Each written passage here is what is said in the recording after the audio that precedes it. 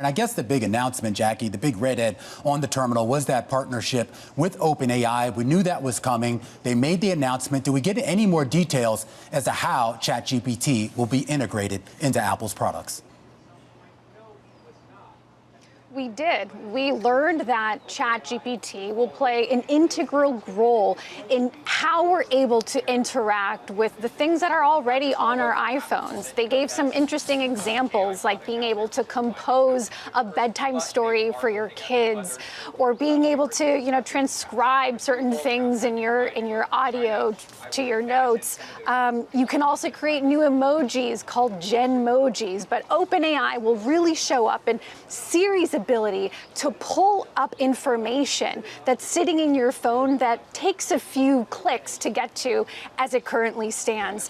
Apple said that users will, of course, be asked before any information is shared with OpenAI. This is very key, Romaine, because privacy is really at the core of Apple's ethos. This is what they're known for. They noted that these language models, including ChatGPTs, will be able to run on the device, but also will pull from the cloud, something that it has typically treaded very lightly in doing. And so here you have, it's somewhat, if you look at shares, it's somewhat fell flat.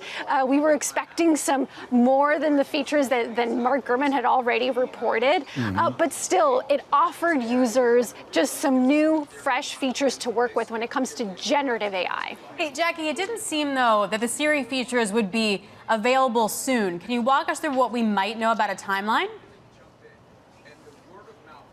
Well, we do know that the AI features as part of Apple Intelligence, this new AI system that it announced, will be part of the latest operating system, which will be rolled out widely this fall. Now, when it comes to Siri, it called this the new era for Siri. That, what we will be seeing in the short term is actually somewhat limited.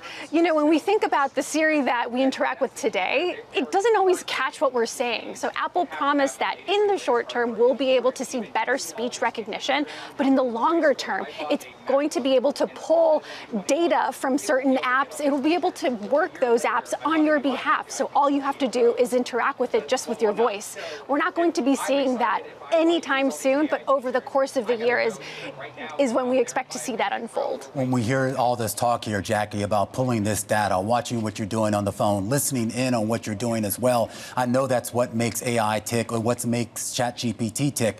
But did Tim Cook or some of his other deputies there, did they talk about the privacy issues and how they're going to address them? Absolutely. When we think about what it takes to run these models, a lot of that just cannot be done on a device solely. Apple made it clear that this approach will be split between what can occur on a device and also what can occur on the cloud. It wants users to feel assured that its data is not going to be going to a cloud where it has no control of it. Apple does not pull from that data. It's not storing your data, but it's still able to run those powerful large language models. Now, when it comes to other privacy features, you can now, with this new operating system, be able to lock certain apps or even hide them. If you don't want someone, if your kid grabs your phone and you don't want them to look at a certain app that you have on there, you can hide that as well. So, of course, these will be part of the new operating system rolling out this fall more broadly.